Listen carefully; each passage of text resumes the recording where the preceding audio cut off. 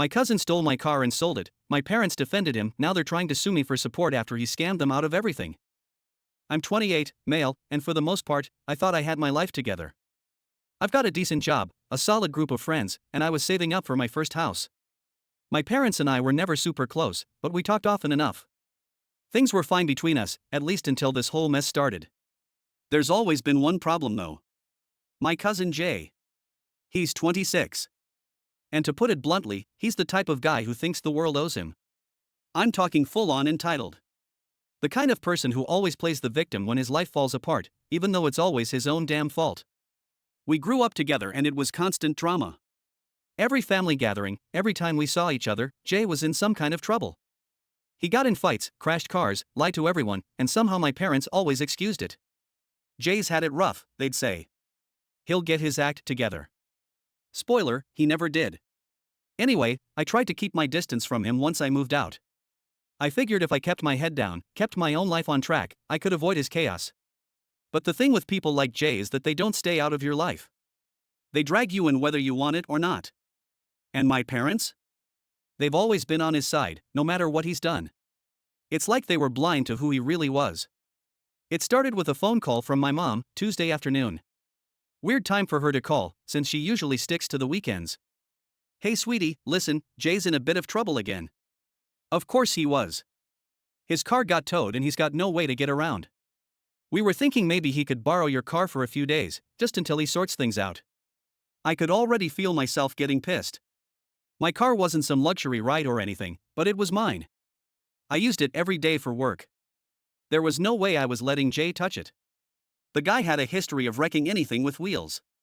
He's crashed more cars than I can count. Mom, I can't. I said, trying to keep my voice calm. I need my car. But then, I remembered all the times they defended him. All the times they told me I was overreacting.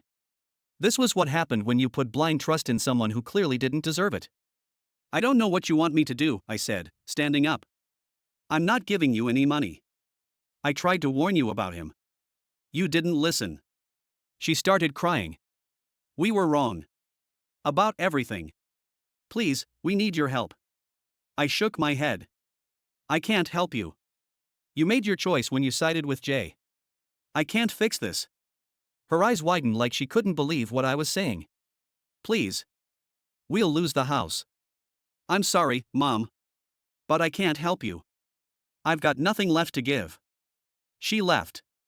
And I figured that was it. They'd have to face the consequences of their choices. But about a week later, I got a letter in the mail from their lawyer. They were actually trying to sue me for support under some obscure family law.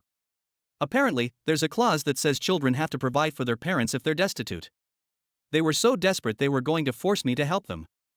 I called my lawyer, who assured me it wasn't going to go anywhere. But the fact that my own parents were trying to legally obligate me to bail them out was unreal.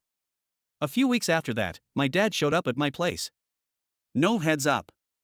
No warning. Just knocked on my door on a random Saturday morning with a box in his hands. I need to store some things, he said, barging in without waiting for an invitation. What the hell are you doing? I asked, completely blindsided. He dropped the box in my living room and went back out to his car to grab another one. Dad, you can't just bring your stuff here. I don't have space for this. We're downsizing, he said, like it explained everything. We don't have room at the new place. I don't care. You didn't even ask. He just shrugged like it was no big deal. You've got space. You're living here alone. What's a few boxes? It's the fact that you didn't even ask, I said, standing in front of the door to block him from bringing in more boxes. I'm not your storage unit. He narrowed his eyes at me. After everything we've done for you, this is how you repay us? You can't even do us one small favor? I couldn't believe what I was hearing. Are you serious? This isn't a small favor. You're taking advantage of me, just like you always do. Take your stuff and go. He left in a huff, grumbling the whole way, but I didn't care. I was so done with them trying to guilt-trip me into helping them. But apparently, they weren't done yet. A few days after my dad tried to use my apartment as a storage unit, I got a call from the bank. Apparently, my parents had reactivated an old joint account that I had with them from college, one I'd forgotten about, and they were trying to take out a loan. In my name. I was stunned. I thought maybe the bank had made a mistake, but after some digging, it was clear that my parents were behind it. They had tried to use my credit to bail themselves out of the mess Jay had left them in. I was livid. But also, honestly, I wasn't even surprised anymore. They'd crossed so many lines. What was one more? I immediately shut down the account and blocked any further attempts. But I knew I couldn't let this slide. So, I drove over to their new apartment, furious and ready to confront them face to face. When I got there, my mom opened the door. She looked worse than last time. Pale, bags under her eyes, like the weight of everything was finally crashing down on her. But I wasn't here to feel sorry for her. We need to talk. Now, I said, pushing past her into the cramped living room. What is it this time? She asked, her voice barely above a whisper, like she already knew what was coming. The bank. I snapped. You tried to take out a loan in my name. Do you have any idea how illegal that is? My mom flinched, and for a moment, I thought she might actually show some remorse. But then my dad came into the room, arms crossed, already defensive. We wouldn't have had to if you'd just helped us out like a good son, he said, his voice cold and unapologetic. We're your parents. We raised you. You owe us. That was it. I couldn't believe what I was hearing. You think I owe you, after everything you've put me through? You let Jay steal my car? You tried to manipulate me into bailing you out, and now you're messing with my credit? We didn't have a choice, my mom cut in, her voice cracking. We're losing everything because of Jay, and we didn't know what else to do. You're the only one who can help. I couldn't help but laugh, but it wasn't out of humor. It was disbelief. I tried to warn you about Jay. I told you what kind of person he was, but you always defended him. You took his side every single time. And now, because of your choices, you're coming after me? No, I'm done. You can't just walk away from us, my dad said, stepping forward, his face twisted in anger. We're family. Family doesn't turn their back on each other. You turned your back on me a long time ago, I shot back, standing my ground. You chose Jay over me every time, and now you're paying the price for it, but I'm not going to be your scapegoat. There was a heavy silence after that.